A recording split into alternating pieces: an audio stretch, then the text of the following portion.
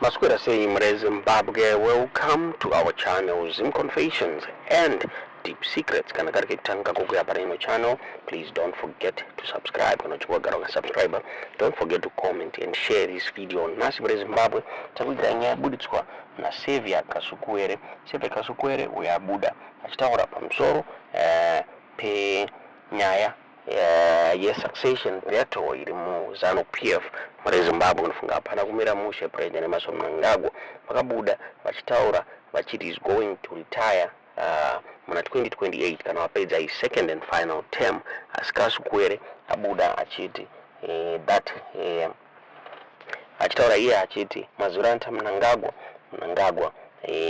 akapa kuti arashitama constitution achiti the people of Zimbabwe wasifana kuteerera nyaya dzataura na Mnangagwa kuti is going to abide by the constitution.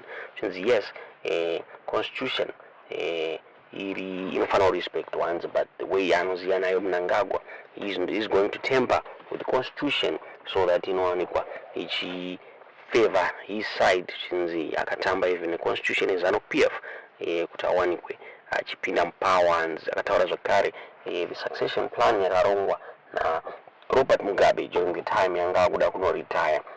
But that succession plan inakufadza Mnangagwa and Mnangagwa to abide by the coup. Tikati kwesta nguva yenye tumungonzwa this audio atakuigira Kasukuwere achitaura pamusoro penyaya yakataura na Mnangagwa. Motiza muri kufunga pamusoro penyaya iyi mu comment section. By it, it's on the political processes underway.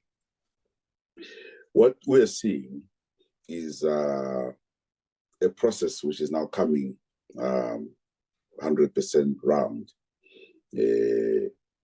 It's been like this for a very long time, but maybe it was not as much pronounced as it is now becoming. What am I talking about? I'm talking about the Mnangagwa desire for power within the party, and which is now getting out to the head. So you would have seen that over the years, the factions emerged within the party. Mugabe was always under attack, under pressure from forces you would not be able to see. These forces then built a huge capital, call it a war chest.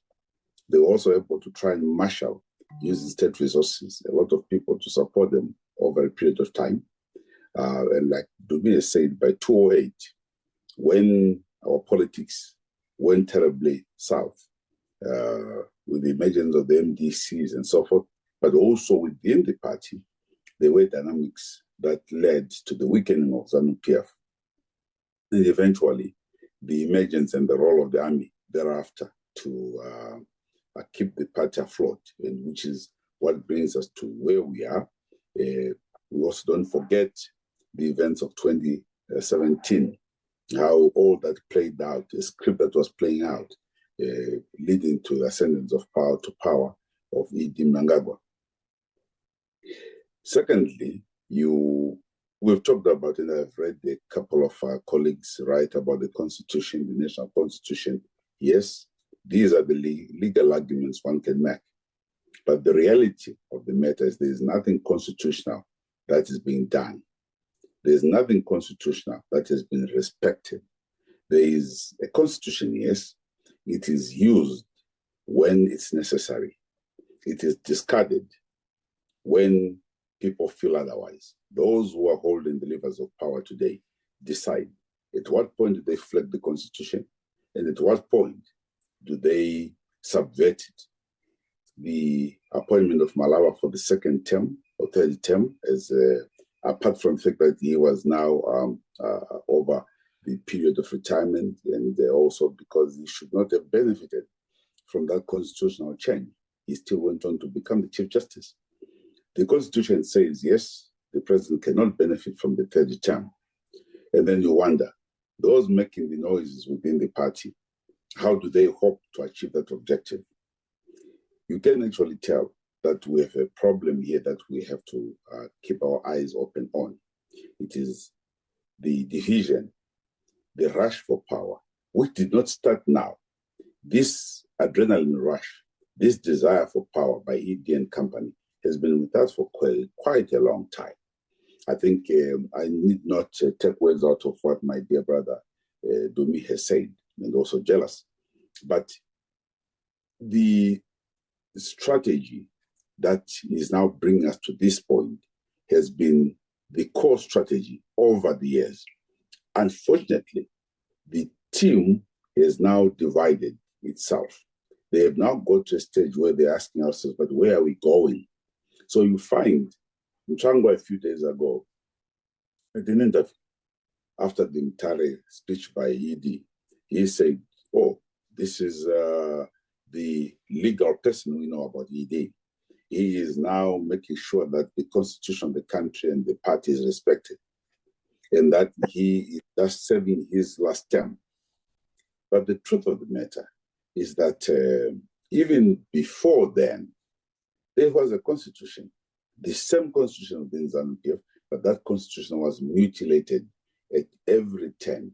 Before a congress, before a major political event, that constitution was mutilated. And the constitution we have today is not the same constitution that was there after the Unity Accord. The once President Mugabe, Joshua Nkomo, and so forth agreed, 86, 87, the constitution that was panel beaten or that was put together by the Zimbabwe African National Patriotic Front is a united front, subsisted for a couple of years until it was again subverted in 2013 and certain features of it removed, i.e. that the election of the vice presidency was now going to be by appointment. And I agree that we should all take responsibility. Some of us were there when these things was happening. But the processes which entailed how leaders were chosen within the party were subverted. Who was the Secretary for Legal Affairs? It was just truly Idi Mnangagwa. And he made sure that the Constitution was at every turn, modeled to achieve certain objectives that necessarily would give him the top position within the party. So the Zobo Constitution within ZANU-PF entailed that the vice president, the president, they had to have 5 provinces plus for them to achieve that position. That happened. The vice presidents, Mayam Juru, the vice presidents, John Nkomo, Sika, Ramzenda, and so forth, who came into that office, were using that very same constitution, albeit changes, i.e. to bring in on board as well the women, the folk. And then within, there was some interesting dynamics in ZANU-PF that at some point, when Mnangagwa was Secretary of Administration and Shinamasa was Legal Affairs, they changed the constitution to enable only provincial members to decide who becomes the president and the vice president and so forth, and national chairman. When we analyzed that process back and at the party as a Politburo, we then realized that even the Politburo members were not going to be involved in the election process of the president. So you're going to see there's a PB member and there's a central committee member, but you are kept out of the electoral process to choose the president of the party. And we found that quite funny. And yet this was not the constitution. So this constitution, when people talk of the constitution, I know they really mean a lot. And the constitution is a sacred document. It is a binding document, one at the national level and at an organizational level. But the challenge is always, do people stick by it? The same constitution was flagged in 2017 during the coup to say, we are following the constitution. There are criminals around the president. We have to restore a rule of law in the country. But far from it, it was just being flagged for other purposes to clear the path for certain characters to become the leadership of the country. So we are here, colleagues. This is an imperfect situation. This is an imperfect political structure that we're dealing with. Until and unless at one stage, we have a constitution, one at the party level and at the national level. That is sacrosanct. This one, I often say, the ZANU-PF constitution is written on the sandy beach. Who gets there first reads what he has seen, and the water will come, clear it. Jairus Mawarire will come and write his own constitution. The next thing is it clears. Now, you can't possibly proceed and develop and have a succession policy in a party that is organized for as long as these cuts are met. A historical account that I can give you was also to do with the discussion we had in the Politburo. President Mugabe came and said, look, we now need to deal with this constitution, the succession issue. There had been the Mnangagwa Chinamasa component that had tried to source and go around the province and find out how people want President, Vice President Zenda to be replaced, and that how President Mugabe be replaced. Obviously, that was done outside the party structures. Then President Mugabe brought it to Politburo and said, look, we now need to work on a succession policy. After a discussion, very spirited discussion, led by then Ram Juru and others, everybody was in agreement. And the resolution was that, okay, let's form a 4 or 5 member committee to study how the other liberation movements have handled their succession. They had the Sakramai, Mnangagwa, Goche, Opam Chinguri, and I think there's a 50th person, Dumiso Dabengwa, Didi Dabengwa. There were 5 of them. And some guy says, okay, you are the 5 top political honchos we have. All right, go and tell us and give us a feedback. So they went out to, a team was set up, secretariat, I think it was intelligence, to try and check what other parties were doing, Frelimo, Chama Pindu, so that at least the party could have a process.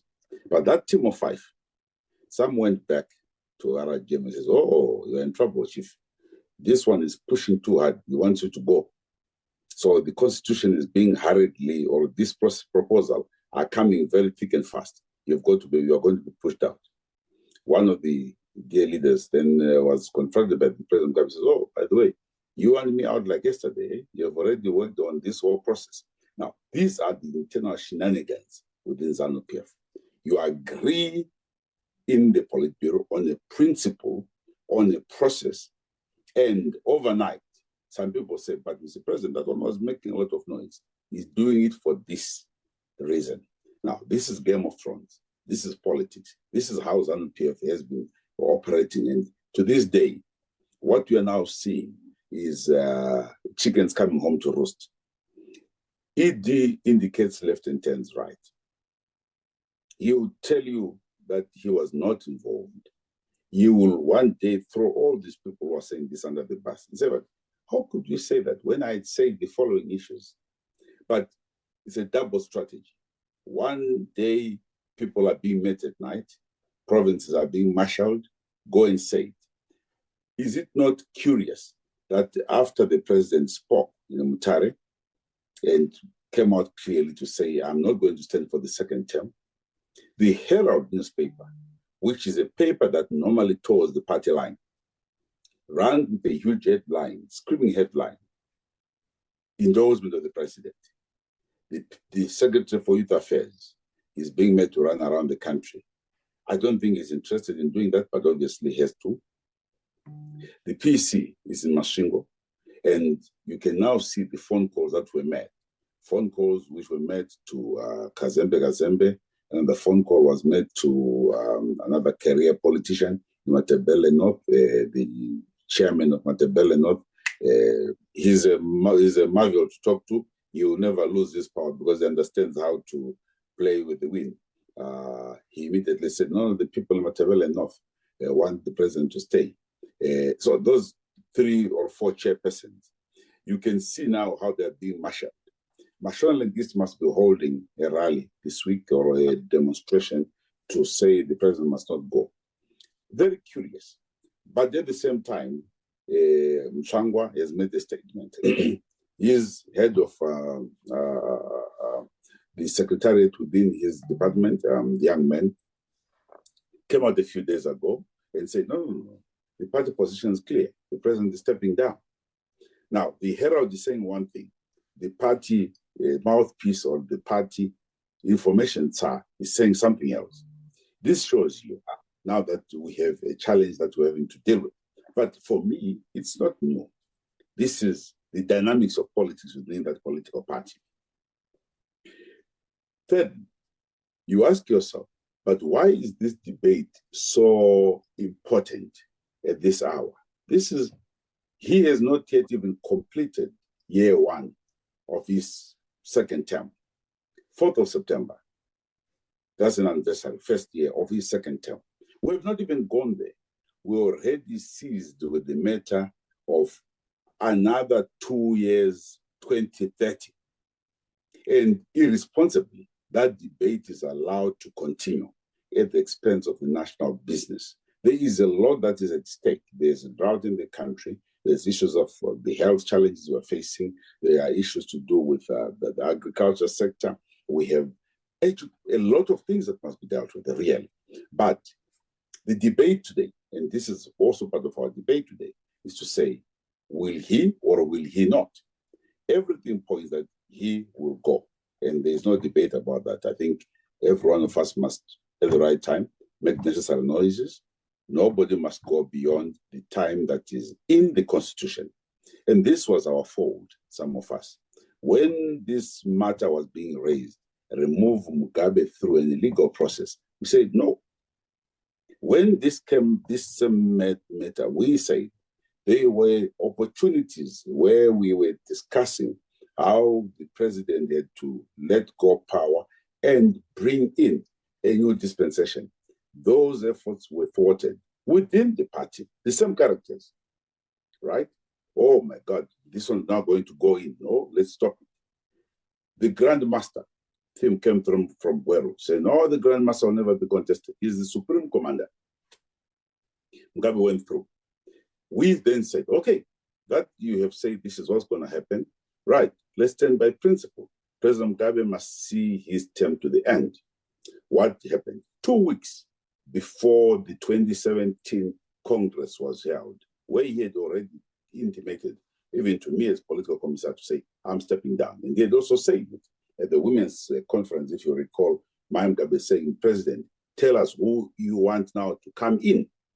There was that open discussion even by Dr. Mugabe to say, can you tell us who must now come in? The president said, oh, yes, but let the people make their choice. Let the people decide who must come in.